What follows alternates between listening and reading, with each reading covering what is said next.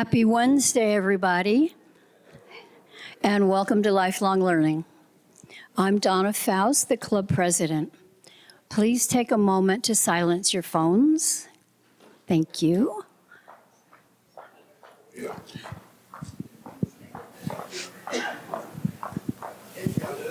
As you can see, our members enjoy many benefits of club membership. Our very talented video team records every presentation, which is then posted on our website. But you need to be a member to access them.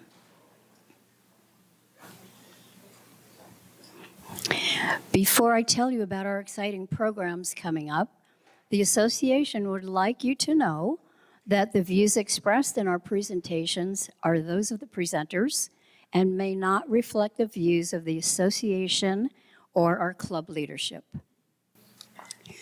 Karen is part of a new phase of speakers for lifelong learning. Normally what we've done is have true professionals of some whatever it is they're speaking about that have credentials and we know have the authority to tell you what they're talking about. But there's so many fascinating people who actually live in Sun City that we started a new program of introducing some of the things that they've been up to and let them come and tell us about it. And if Karen is able to do her own presentation, but sometimes the speakers are uncomfortable with setting up a PowerPoint, so we're going to set up a sort of interview kind of a format so that we can actually get the best out of them and tell you about what they have done and what they're doing. So stay tuned. We've got some interesting folks coming up. And today, I think this is really an interesting thing that Karen has personally experienced and is going to tell us about. The Camino de Santiago is a famous route in Spain that leads to the cathedral de Compostela. This is a 1,000-year-old, 500-mile pilgrimage. And all religions, it's not just a Catholic, even though it goes to a cathedral. People of all religions have been doing it. It's more of a soul-searching kind of experience. So in addition to her experience, we get to look at her experience. Please greet Karen Gibson.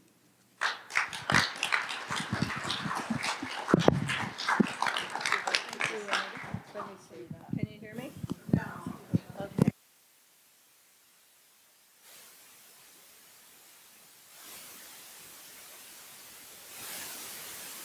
There we go. Okay. Now we can hear me, I bet. Yeah? Okay, put this back in my pocket, so I need two hands to do this thing. Thank you, Anita, for a beautiful introduction. Louder, okay.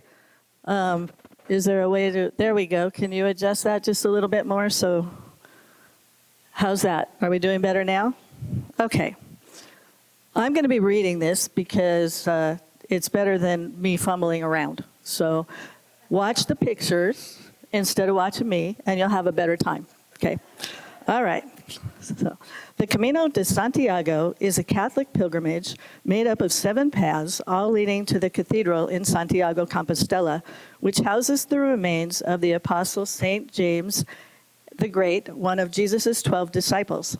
St. James came to Galatia, spreading Christianity among the people prior to returning to Jerusalem. I'm trying to make this where it doesn't pop.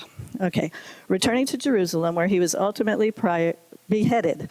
His disciples brought his body back to what is now known as Santiago de Compostela and buried him there. Around 813, a shepherd named Pelayo was drawn by a bright star to the remains of St. James. Pelayo built a small chapel to house the relics of the patron saint. The chapel was later replaced by a couple of larger churches, and in 1075, construction began on the cathedral in Santiago that stands today. Over 1,000 years ago, after Pelayo discovered the relics, miracles followed. Pilgrims began to walk to Santiago to experience the miraculous powers associated with the relics and to pay homage to St. James. The original path, the Camino de France, is the most traditional and remains the most traveled. It begins in Saint-Jean-Pied-de-Port, France, crosses the Pyrenees Mountains, continues west across Spain to the cathedral in Santiago.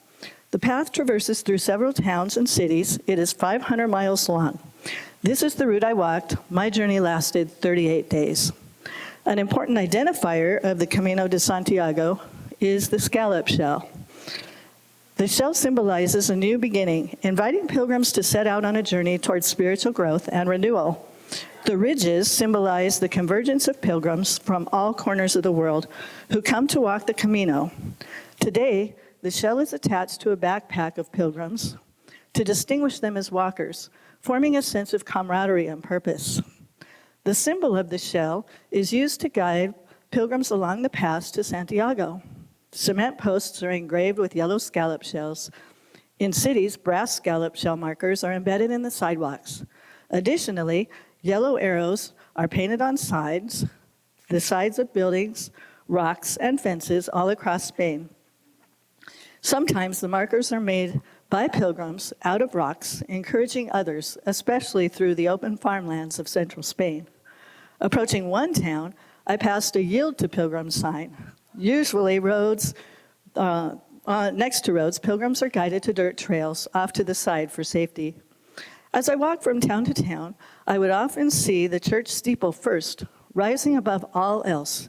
In Spain, if the church or the cathedral is not the tallest building, it is positioned on the highest hill, ensuring the steeple's predominance. When the town first comes into view, it's exciting. A café con leche and something to eat appears to be just minutes away. But when traveling across the vast open landscapes, looks can be deceiving. Often the town was still about an hour out. For centuries, these towns and churches have been of great importance. Instead of camping in the elements like a few pilgrims do, most stop the night and have a meal and get a good night's sleep. Many churches still welcome pilgrims, asking only for a donation. One of my best overnights was at the San Juan Bautista in Granada, hosted by priests and a few volunteers, most who had completed the Camino and come back to serve. About 30 pilgrims stayed that night. After well-deserved showers, some of us prepared dinner together. Then we all ate a communal meal. For those interested, we attended prayer and meditation sessions, and at the end of the day, tired and content, I headed to bed in a large room surrounded by my pilgrim family on mattresses on the floor. Although the Camino de France is a Catholic pilgrimage, everyone is welcome. Many cultures, languages, beliefs, and ages are represented. The diversity makes for a colorful journey filled with interesting and unique stories. People come to walk the Camino for all sorts of reasons. There were a few trail runners out to break a time record or personal best, but I found that most pilgrims weren't concerned about speed or distance traveled. In fact, most people I met were unsure of their ability to complete an entire route. They were there to let go of something, find clarity concerning major life change, or they wanted to connect with others. Many were intrigued by a long walk that invited them to leave all distractions behind and live in the moment. The Camino provides a space for reflection and healing. The same road traveled brings about unification and purpose. I found pilgrims to be kind and supportive. Everyone was helpful and encouraged one another so that all who wanted to complete a Camino would have that opportunity. There was always plenty of time for contemplation, connection, conversation along the road over cups of coffee, glasses of wine, and meals. For the most part, everyone was forthright and honest, expressing what they wanted. They'd ask to walk together or request to be by themselves. The atmosphere was always one of respect and acceptance. The energy was consistently light and happy. It is said that everyone walks their own Camino, but no one walks the Camino alone. When I first considered walking the Camino, I feared that at age 65, I might be too old to walk 500 miles. As I researched, I found out that if I needed to, I could take a bus, an Uber, or a train to my next stop, and I no longer felt overwhelmed. Along my journey, I met several pilgrims that were older. The oldest woman I met was 81. She completed her first Camino in her early 60s and was now walking her second. This time she had come alone. She took the bus twice during thunderstorms and heavy rain, When faced with adversity, she never became discouraged. She always regrouped and she continued on. Giles was 80, also on his second pilgrimage. At age 75 in Hawaii, he won the Ironman triathlon for his age group. He had also completed 92 marathons. He said he was always happiest outdoors and in the company of others. I met a Frenchman in his 70s. He was pulling his pack on a wheeled cart. He had started his journey on a trail that crossed France and connected to the Camino de France. In all, he was walking 1,000 miles. He took 3 to 4 months to reach Santiago de Compostela, and spending time with these individuals and hearing about their lives motivated me, not only to complete my Camino, but to dream. Instead of focusing on how much of my life was behind me, their stories inspired me to keep moving forward. If I want to make the most out of life, I need to let go of all fears, misconceptions that weigh me down and walk boldly with confidence into my dreams, one step at a time. So what led me to the Camino de Santiago? A movie, The Way, released in 2010. It intertwines stories from the 1994 book titled Off the Road by Jack Hitt with a very touching story about a father and son. I liked the idea of walking 500 miles on an established path, known to be safe, that had places to eat along the way and provided a bed to sleep in each night. I was also intrigued by how many pilgrims had walked multiple caminos. That drew me in. It had to be really special. Before I retired, I was a pilot. I flew in the United States Air Force. I was a simulator instructor at Boeing, and then I flew for a couple of smaller airline companies, ultimately retiring from American Airlines. While working at Boeing in China, I was hiking up Mount Omei. One of my days off, I ran into an interpreter that had worked with me in Seattle, translating what I was teaching to Chinese pilots. I had a similar experience on the Camino. I met a woman, Jen, from Gig Harbor, Washington. As we were talking, we discovered that her stepfather, Drake, and I had worked together in Seattle, flying on some of the same flights in the United States Air Force and teaching pilots at Boeing. It really is a small world. Outside of actually flying airplanes, my favorite part of my job was a crew rest. I enjoyed exploring. Everywhere I went, I researched landmarks, trails, local restaurants. I spent most of my time walking and eating around the world. After retirement, my life became complicated for a while.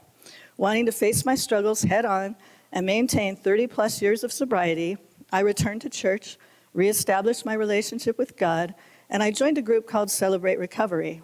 For the first time, I completed a step study and began to really understand the importance of community.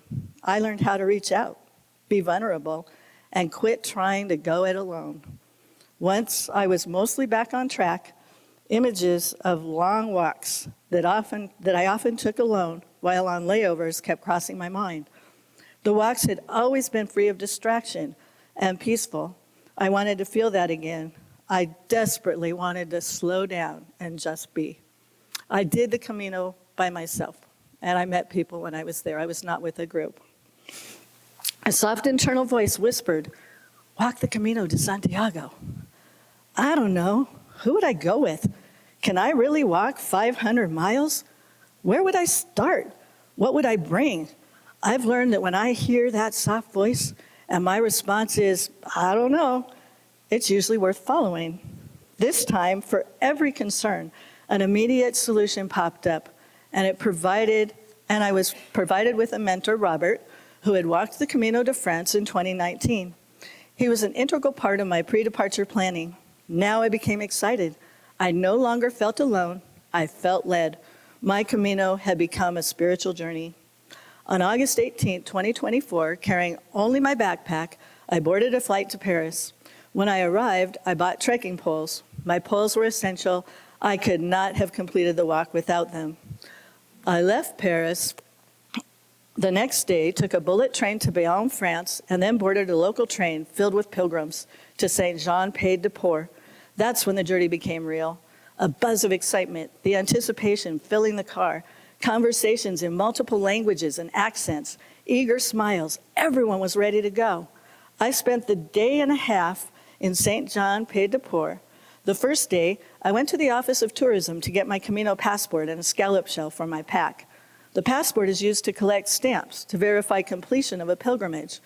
Albergues, churches, cafes, and specialty shops all provide stamps. They are used to prove that pilgrims have actually walked the Camino. In 2024, to be issued a certificate of completion, a pilgrim had to walk at least 100 kilometers, 63 miles, into Santiago de Compostela. Sarria is the closest town on the Camino de France that meets the church's 100-kilometer requirement. It is 73 miles, 117 kilometers from Santiago. In September of 2024, 2,100 Camino passports were being issued daily in Sarria. This increased surge of pilgrims, combined with those already en route, has caused an overcrowding of trails and facilities. Beginning in 2025, to help with crowd reduction, the first 75 kilometers can begin anywhere along any of the Camino paths. The last 25 must lead directly into Santiago. 2 stamps a day are required along the entire route.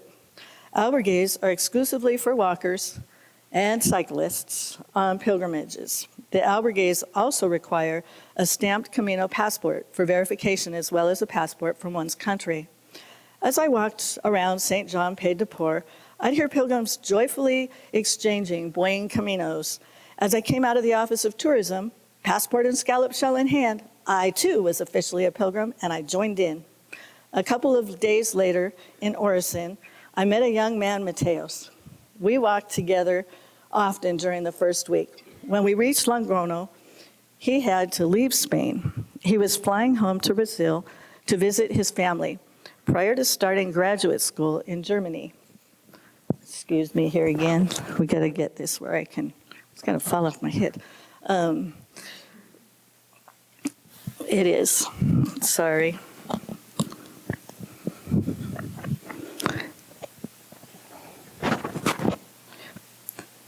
I was sad to see him go. Buen camino, Mateos, I said. Then I corrected myself. Actually, buen travels, buen school year. No, Karen, he smiled. You were right the first time. Buen camino is for a lifetime. You carry it in your heart. This revelation touched me. Buen camino meant more than wishing someone a good journey.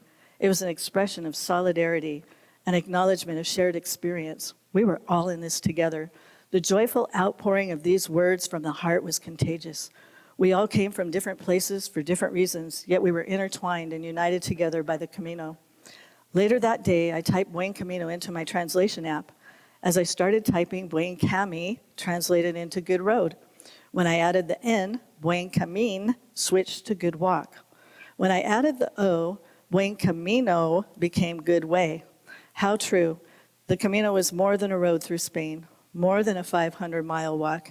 It was the way to walk through life, connected, aware, open, helpful. From the first day of the Camino through the last, and once home, I've held on to that, a lesson towards transformation. The next day, I wished Lori and Tony, sisters from Oregon, a buen Camino, and they started out.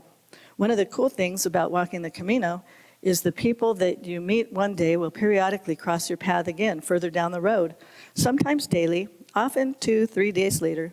Lori, Tony, and I ran into each other a few times and still keep in touch through WhatsApp. I have similar connections with a handful of other pilgrims as well. Later that afternoon, I explored St. John Pied de Port, found the path leading to my first stop, Orison, and then rested and visited with other pilgrims wanting to recover from jet lag and organize my pack. I chose to stay in a private room known as a pension. There are 3 levels of accommodations: beds, pensions, and hotels. I chose beds because I actually like being around other walkers as we settled in.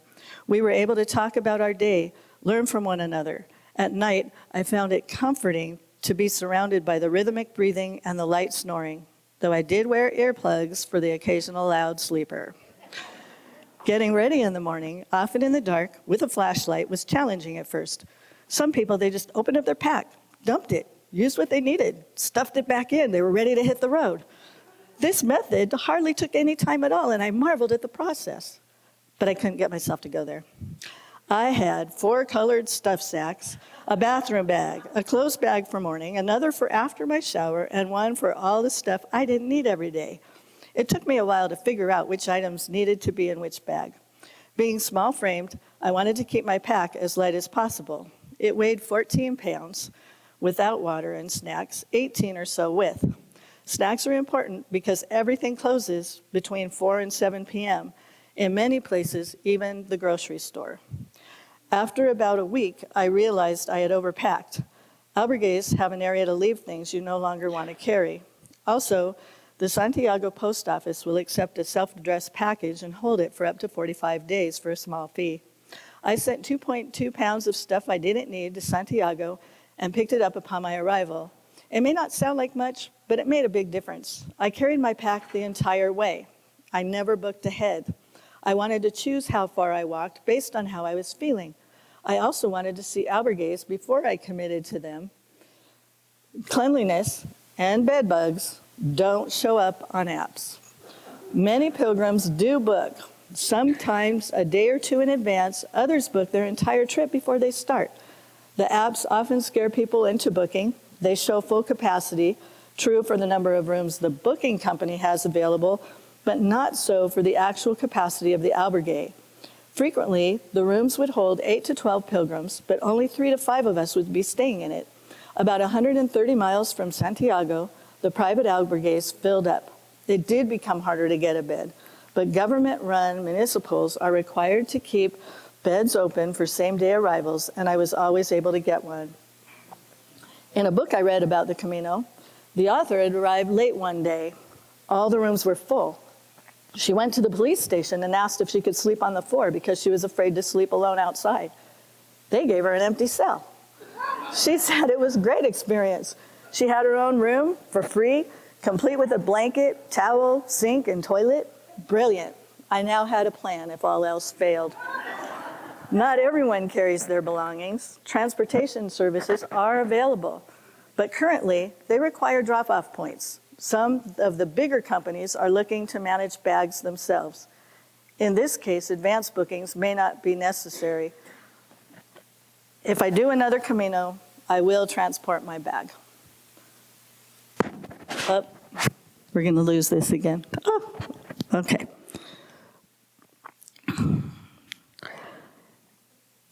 In Ambasmastas, I stayed at my favorite albergue, Casa Cantadora, run by Newt, a Danish pilgrim. He is a Reiki master, leads meditations, makes meals of all natural ingredients, plays soft music, and keeps mint tea brewing all day, with leaves that he gathers down by the river. In the morning, as I was getting ready to leave, he helped me put my pack on. It's heavy, I said, embarrassed. Heavy pack, heavy life. It'll all become lighter when you're ready, he smiled. Now home, when I need to lighten my load, I hear Newt. I smile. I take time to stop. I sit with a cup of mint tea, and I listen to soft, soothing music. The day that I started my pilgrimage, I ate breakfast with several walkers, picked up the favorite sandwich of Spain, ham and cheese, grabbed my pack and poles, and I headed out. Everyone walks the Camino at a different pace to avoid injury.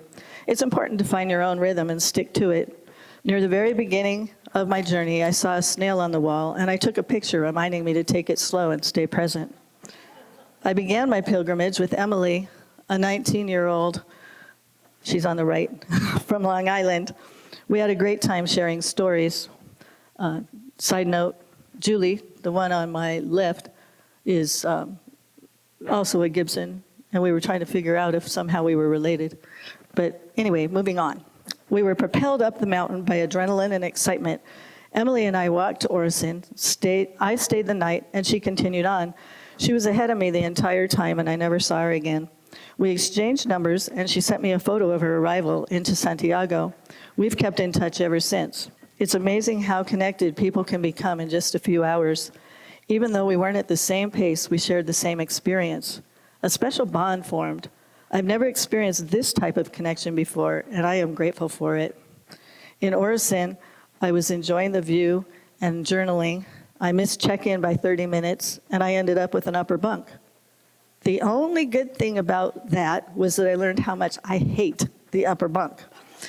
When I had to go to the bathroom in the middle of the night, I had to go up and down the metal ladder in my shoes so I didn't hurt my feet. I sometimes needed a flashlight on my phone to get to the bathroom. And in some bathrooms, the automatic light would shut off before I finished. If waving my arms didn't turn the light back on, the flashlight was needed just to find my way out. Packs aren't allowed on beds. Albergate owners and pilgrims alike don't like bed bugs. The upper bunk makes it harder to make a bed, sort laundry, and lay clothes out for the next day, especially if the person in the lower bunk is napping. After that first night, I always asked for a lower bunk. Most of the time I got one. Age helps. 30 pilgrims stayed in Orison the night I was there. We all had dinner together, my first of many pilgrim meals. Pilgrim meals are usually 3 courses, often a salad, always with tuna, or soup, lentil in eastern Spain, egg, garlic, or vegetable soup in western Spain, a choice of chicken, pork, or fish with potatoes and fries for the main course, and a dessert, often ice cream, flan, or cake, and bread. There's always bread. Bread at breakfast, bread at lunch, bread at dinner. One albergue served paella, a rice dish. I really liked it. I also ordered it in restaurants in that region of Spain. After dinner in Orison, the host handed a spoon to a pilgrim and told whoever had the spoon that they were to introduce themselves, say where they came from, and why they were walking the Camino. It was a great way to become familiar with each other and feel a part of a group. I saw many of these people off and on throughout my pilgrimage. When it was my turn, I told him I had asked God to help me get to know his voice. And because I'm a talker, even in prayer, he asked me to walk the Camino with him, figuring it would take 500 miles to get me to shut up long enough for me to hear him talk. Though there's quite a bit of truth to that, well before I reached Santiago, I learned the value of listening. I was so thankful for all the amenities on the Camino. Albergues provided showers, a place to do laundry by hand and often by machine. The cafes, gas stations, pilgrim rest stops provided food and access to bathroom facilities. These are always welcome stops, especially for women. The popularity of the Camino has made it much harder to find privacy along the trail.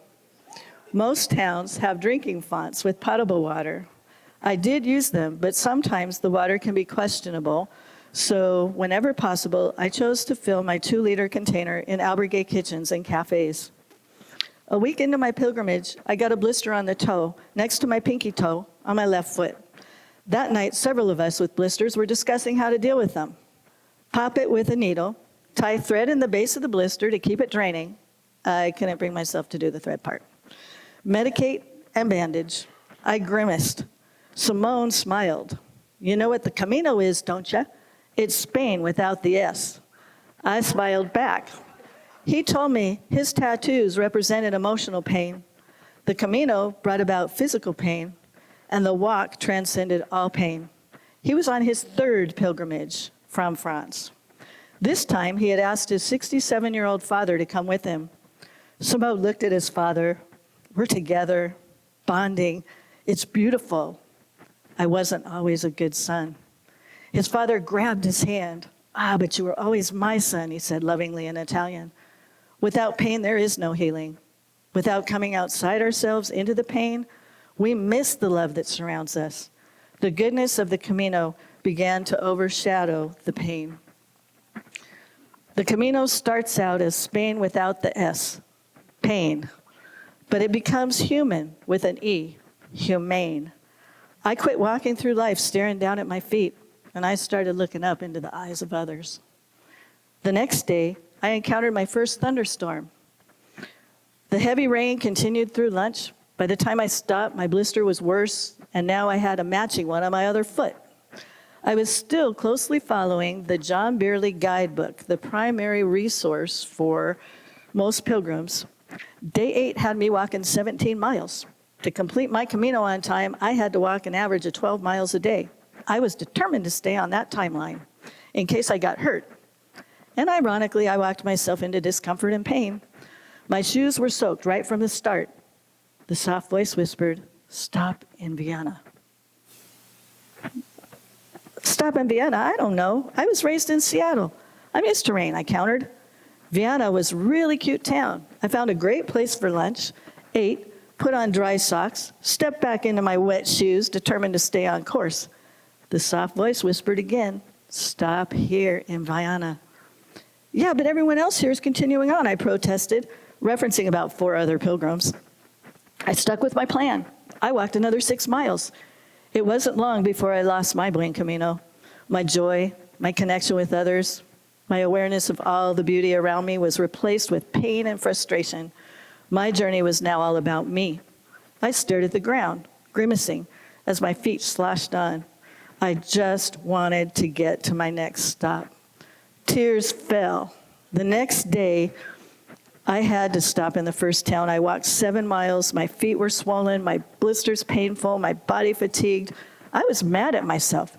Had I stopped in Vienna, I could have had 2 12-mile days and still ended up in the same place. I may have had blisters, but not nearly as bad. I would have had more time to properly take care of my feet. I realized that I tend to do this in life as well. When I push too hard and I overcommit, my energy changes, my mind races, I tire myself out. When I don't maintain balance, staying present and connecting with others becomes more difficult. Once I hit a wall, everything becomes about me until I slow down. I learned that life changes when the hassle of "I've got to" becomes the joy of "I get to." The rainy days continued off and on through my Camino. Several days of poncho on, poncho off, which also meant hoisting my pack on and taking my pack off as the weather changed. I learned to ask for help. Instead of cursing the rain, I thought about the crops, the lush fauna I had walked through. I looked up and I made a request. "For all this rain, I've yet to see a rainbow. Could you please give me just one for my photos so I can look back fondly on the wet weather and the cooler temperatures?" I didn't even make it across the bridge before the one and only rainbow I saw in Spain appeared. I cried again, this time in wonder. Not long after I began my pilgrimage, the days began to flow together. I literally lost all sense of time. It seemed that whenever I looked at my phone, it was Friday. I couldn't wait to get outside. The crisp morning air filled my lungs. The painted sky bled into the silhouetted landscape. The mornings were so quiet that sometimes I would get this eerie feeling that someone was coming up behind me. The first time I felt this way, I became afraid. A shadow began to grow right in front of me. Whoever it was wasn't saying anything. When I couldn't stand it any longer, I quickly turned around. Then I laughed out loud. The shadow was mine. It had been growing with the rising sun. How much of what I fear today is real, I thought about. I thought about how often fear is merely imagined. What I focus on controls more than just my thoughts. It controls my entire sense of being. I can't be fearful and be at peace at the same time. I chose the reality of peaceful mornings. I settled into the ringing of church bells, the bells around the necks of cows and sheep, the crows of roosters, breezes blowing through the trees, and the rhythmic sound of my poles leading my steps across the land. My mind cleared. I took it all in, moment by moment, the smell of the flowers, the wild horses, ferals, domestic cats, the guard dogs, the vastness surrounding the road. I crossed rivers on bridges that pilgrims walked across centuries ago, on the same path, under the same sun, hearing many of the same sounds. A generational continuum, an ongoing flow of people more the same than different. The Camino brought a sense of connection, not separation. What would the world be like if we all could feel that? I was experiencing something extraordinary, a love for the divine, for what came before me, what was around me, and all those I shared it with. I was being transformed. I promised to remember all of this and to carry it into every moment of the rest of my life. On the Camino, there are many man-made treasures as well.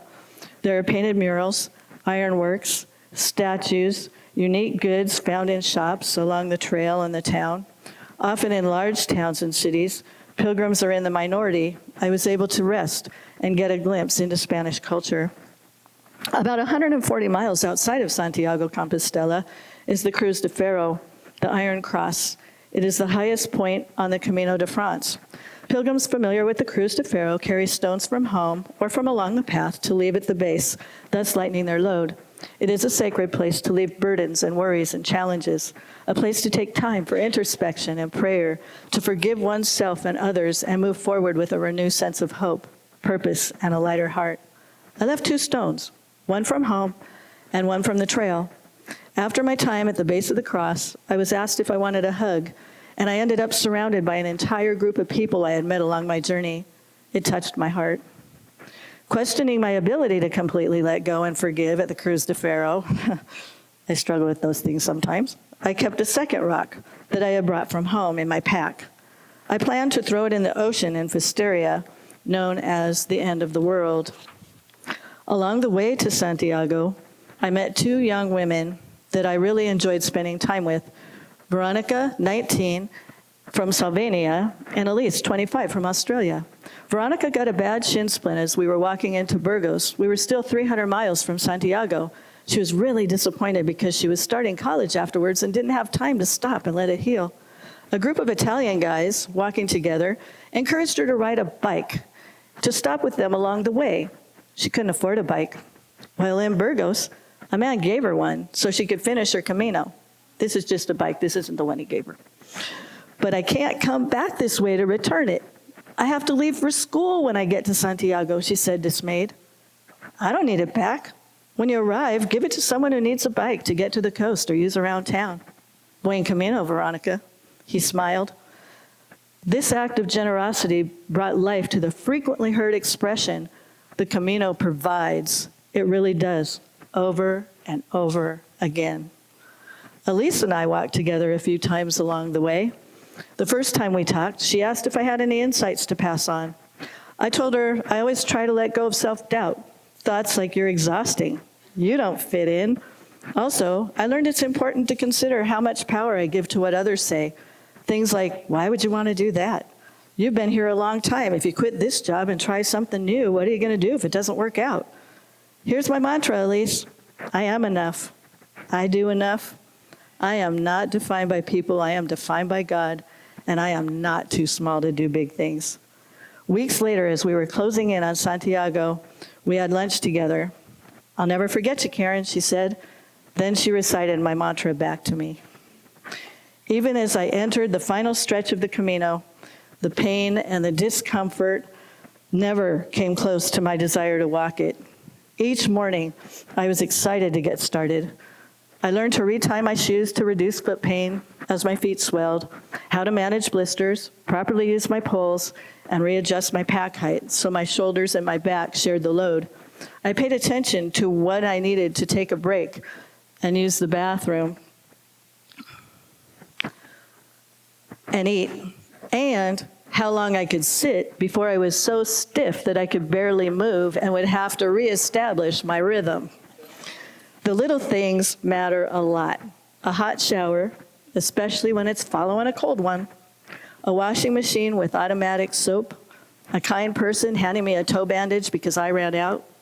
A real towel folded on my bed in an albergue when normally I used a sarong. The task itself was simple.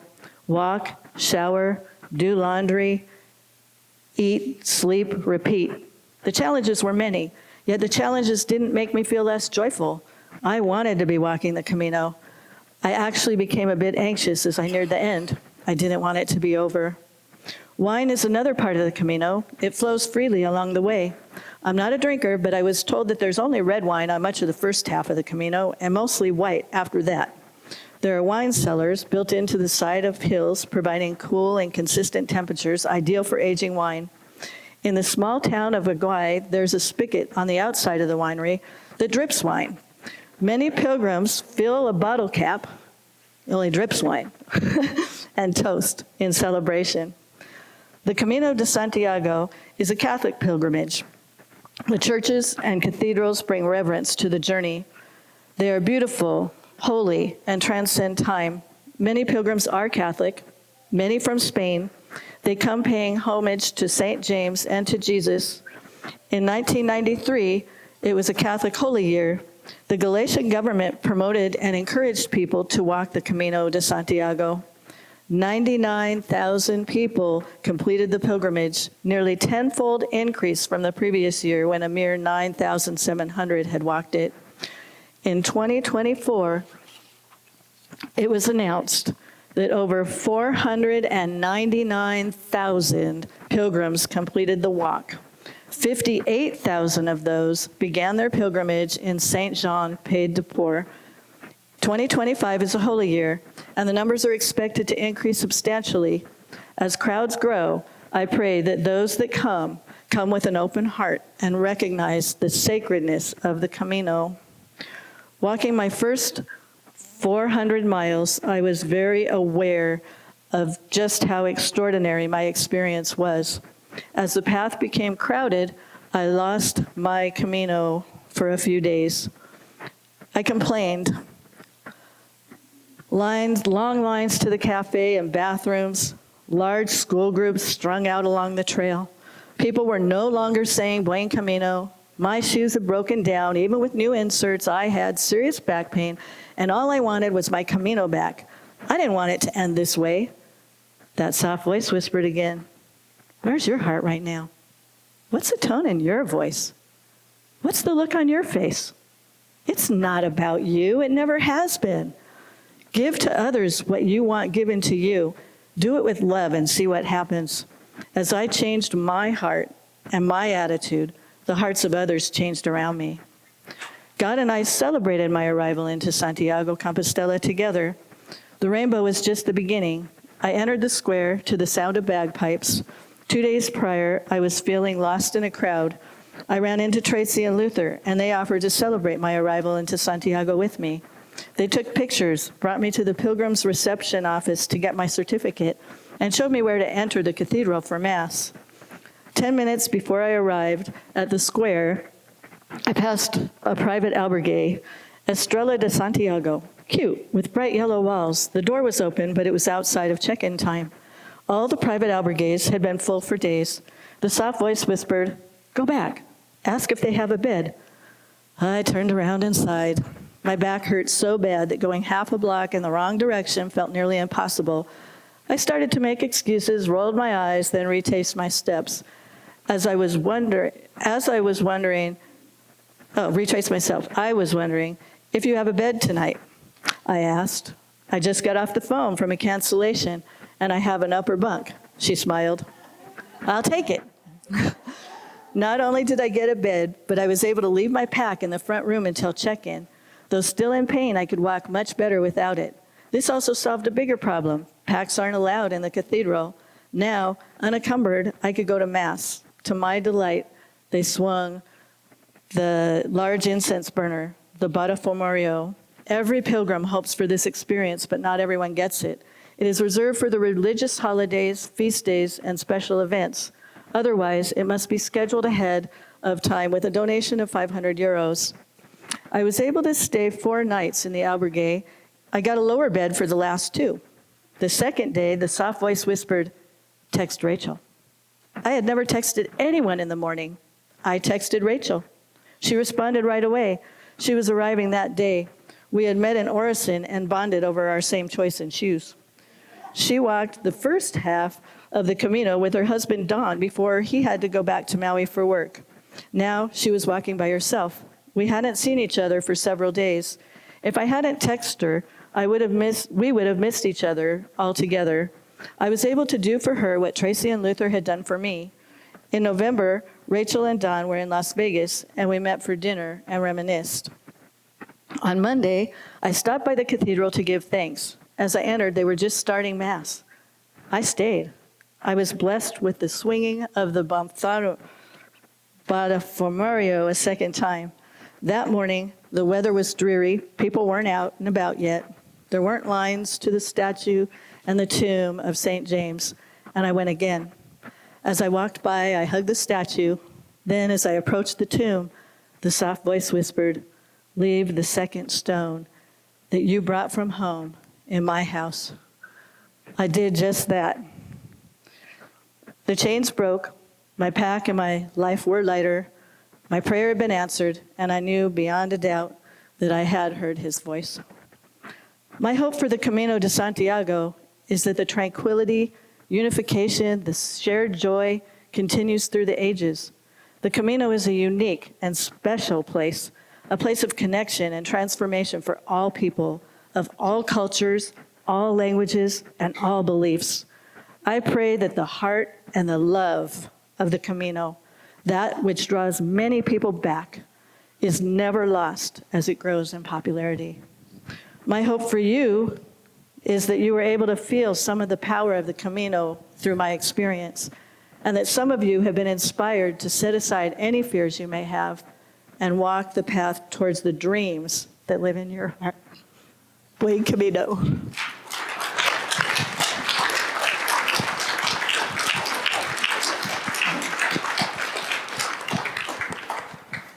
Questions?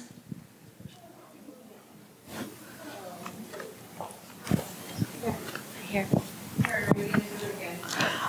There is a good chance that I will end up doing it again. When I first got back, I had some back pain that hadn't gone away yet, and I had, instead of hiking boots, I had walked in trail runners, and my trail runners gave way about 350 miles in on a 500-mile walk. And I didn't go to boots because I was afraid of the blisters that I had already gotten rid of.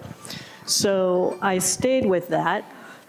And when I got done, even with the new inserts, I was like, oh my gosh, am I gonna, is this back, is a hip replacement in line, or can I do it? And I was like, no, I'll never do it again. Since I've been home, since I've spent time with this presentation, since I've talked to other people that have done it, and I get calls from people or texts from people that have, I'm looking at it, and now my decision would be more, which one? Do I want to do a different one, like go through Porto? Do I want to do northern Spain? Or do I want to relive the one that I did? Because you miss so much, but you gain so much all at the same time. I will, if I go again, transport my pack. I will not try to carry that kind of weight again the whole way, but I'm not sorry I did the first time because I turned my phone off. I left everything behind. I only had phone when I was in the albergues, so I wasn't constantly doing this. Other than pictures, my phone was not there, and I had told friends before I left that they wouldn't be hearing from me much, and they didn't. They got couple of things, but that was it. Did you use a tour company to book your? No, I did everything on my own. Yep. Okay. And if doing it on my own again, I would still do, if I did the same route, I would still fly one-way trips going into Paris, and I'd come out of Madrid just because of ease of travel. Mm-hmm. Next. Along the Camino, were there places where you could go swimming either in rivers or lakes? There were people in some of the rivers that were like soaking their feet and going into the water and stuff. I personally didn't do that. I'm not big on water like that, but yeah, there's places that you can do that. More questions? We have a lady here who has done it twice, Gail. She's been Questions? Congratulations. It's awesome. Stand up. Your talk was wonderful. It brought me to tears because it reminded me, it reminded me of what a wonderful walk it is. It will change your life. And the magic of the Camino is the people you meet along the way. Mm-hmm. We did it in 2013 and 2023. I was 72 the first time, and I was 82 the second time. Oh, congratulations. And I feel like there were many people my age there, and some older. Uh-huh. I lived in Lake Tahoe for 50 years. Everybody hikes in Lake Tahoe. So seeing a 90-year-old on the trail isn't unusual. But the Camino's wonderful. I suggest if you're thinking about it, do exactly that. Don't make a booking. Find your way. In 2012, or 13 when we did it, we had to walk till we found a place. Then my friend had a bad knee, and someone told us we could ship our packs ahead. So that's exactly what we did. We went into a child's store, bought a little backpack, and used that for our lunch and those supplies that we needed. But whether you ship your pack or not, it's no big deal. Just go. Just go. Thank you. Other questions?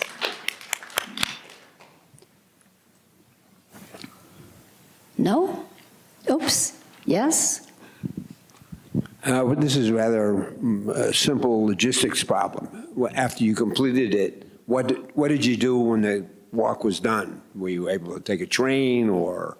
Yeah, when I arrived to the Camino, I got off the train and I never got in a wheeled vehicle again until I did a bus tour to go to the coast. When I arrived, I spent 4 days in Santiago. I had stuck kind of with my schedule of the 38 days and had extra. If I did it again, I would probably allow myself 60 days and less pressure.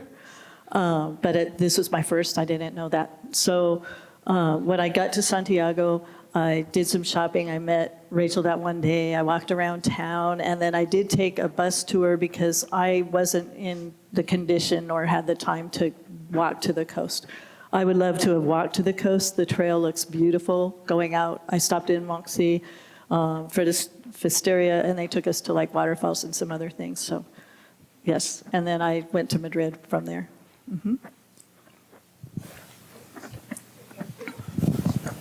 Yeah, how much money and what kind of credit cards did you carry with you? You know, this is another interesting thing. The Camino is probably one of the cheapest things you can do as far as a vacation. It's sponsored by the government. The albergues for families or for people walking, they're ranging from 8 to 16 euros, so under $20. The pensions, where you can stay in a private room, but you're still within an albergue, run about $35, so about $37, $38 currently. The hotel, I stayed in a hotel one night with my serious blister issue, and I paid 55 American for the hotel. You can get hotels that go a lot more up above that as well, but that's the general cost. Pilgrim meals are usually $12 to $14 with the 3 courses. Dinner's usually under $20. So it's very inexpensive to walk a Camino, and it's the most incredible thing that I've ever done. I think I spent probably a little over $1,000 on gear because I didn't have different things that I needed. And I probably only spent like $2,500, not counting airfare. Yeah. Right here. Here. Yeah, okay. Karen, did you keep a certain amount of cash on you? This is another thing when you go in, you may know this because I know you've been to France. When you go in, there's a certain way that you get your cash if you go to a bank. I had someone help me and I picked the wrong person. If you don't do it right, you pay like this 8% fee or whatever, and so you pay extra. But if you get cash, I got cash one time at the very beginning, and I did spend it before I got all done, but I finished it up at the airport. I got about $300. What's really cool is now, instead of having to constantly be pulling out your credit card, everywhere I went almost would use the phone. So I was able to use my Apple Pay, and I was able to keep that. So I'm taking pictures, and I got my phone, I'm eating, I got my phone, and I rarely had to pull out anything. I don't think I ever used a credit card. I did have certain places where I had to use cash, but most of the time, even at the government municipals now, if you ask, they will take the card. Sometimes you have to ask, or they'd prefer the cash. Okay. I am amazed and awed and stunned by what you were able to do, and so far completely above any capacity I would have. When I plan travel, I'm so nervous that I'll meet crazy people, or that somebody will steal my stuff, or that the bed bug thing. And I'm just wondering if it sounds like you didn't run into any of this, or did you? I think most everybody I talk to runs into at least one bed bug. I did run into bed bugs at the top of Odessa, the mountain. I forgot, I'm not real good with names. But it was kind of my fault, I think. I had done laundry, And it was a big room, and I didn't want to wake people up. And sometimes there's people sleeping in, and so you're working with a flashlight, getting ready in the morning. And so I had decided that I'd be smart about it, and I put my clothes at the foot of my bed so that I could have an easier time instead of getting in and out and rustling my pack. My clothes fell off my bed. And I ended up with just a handful. They were biting in my arm that day. And as soon as I got to the next place, and those were clean clothes. I had just done laundry. I did laundry again the next day, and there was little remnants of a few. But they didn't get through my pack. They were pretty much on the clothes I was wearing, and I ended up in a good situation with that. What was the other part of that? The bed bugs and the crazy people. Okay. I had one night, and it wasn't a crazy person. I think it was a person who was asleep still that had gone out to the bathroom. Or else they had come back and got confused of where their bed was. It was one of the two. But I was in a room, there's about, 15 of us or so, and I'm sound asleep, and all of a sudden, and I'm like, oh, what? And this guy's standing over me, and he's talking in a language I don't know, and he's like, kind of holding his money bag thing, and he's talking, and he's kind of yelling at me, and I'm like, I don't speak the language, I don't know what you want. And all of a sudden, a couple minutes, and I was like, will someone wake up and come help me here? What's going on? He was never mean or anything, but he was just yelling at me. And all of a sudden, he kind of froze, and then he went, and he got back in his bed. And so either he thought I was in his bed, or he was sleepwalking, and he didn't know who I was. And the next day, I was telling a couple of them, I'm like, oh my gosh, I don't know, nothing's like this has happened to me before. I saw him several times after that, when we were walking, and he was always waving, and he was really nice. So I know he knew at some point that he had come up to me. But so we weren't able to talk or communicate, but it kind of went from there. And that was the only time where I was kind of, what's going on. As far as stealing things, it is a Camino, and most people on the Camino are there for a spiritual or transcendental reason, and they are not likely to steal. The one thing that I did see stolen a couple of times, but it could have been not stolen, but swapped out or whatever, were poles. There were a couple of times, because poles get all put in a big basket a lot of times. Whenever possible, I kept mine under my bed, and because I couldn't have done it without poles. So my poles are really important, and every time I left them there, I was like, please, I need my poles. But yeah, so there were a couple times where poles disappeared, and people were struggling, trying to find new ones. But I don't know that it was stealing. Okay, last question. How long did it actually take to complete the Camino? It took me 38 days. Yeah, 38. I averaged 12 and a half miles a day, and it took me 38. If I did it again, it would probably take me about 50 or 60.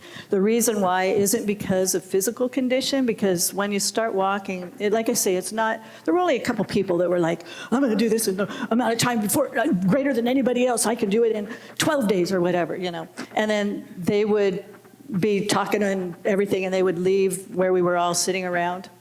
And someone invariably would smile and go, everyone gets to do their own Camino. And we'd all start laughing, because that isn't normally what people are there for. So if I took longer, it would be because of getting to know the people around me and be around the people around me. This is a people experience. And a scene. I mean, the good news is you get the Spanish culture, the landmarks. You're in history. It's a historical experience. But at the same time, the people experience is where the heart is. And there are miracles after miracles after miracles. And no matter what religion or what belief, I can't imagine somebody at the end not feeling something, whatever their something is. But the good news is you get your something. You get whatever your something is. No one's out to change anybody. Everybody's out to gain from everybody. And I've never experienced that level of connection. And I'm going to say one more thing, hopefully. Okay. Is I did on the Orison, when everyone had the microphone, there was one gal who did say, this is my second Camino, and I came on my first Camino, and I got done, and I didn't feel all this stuff that everyone says they're feeling. And I went home, and I kept running into people that did a Camino. And so I'm here to do a second Camino because I want to try to feel that, and I hope I do.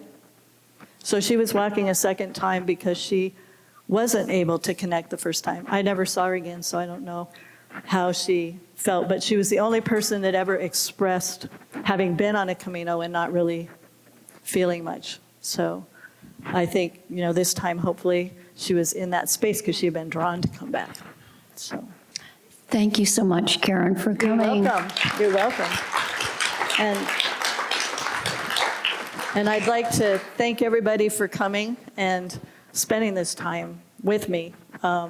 I really, this was so meaningful to me, and to be able to share it is just, it's actually my honor to be able to share this with you. So I appreciate every single one of you that's sitting here and wanting to know about my story. So, buen camino.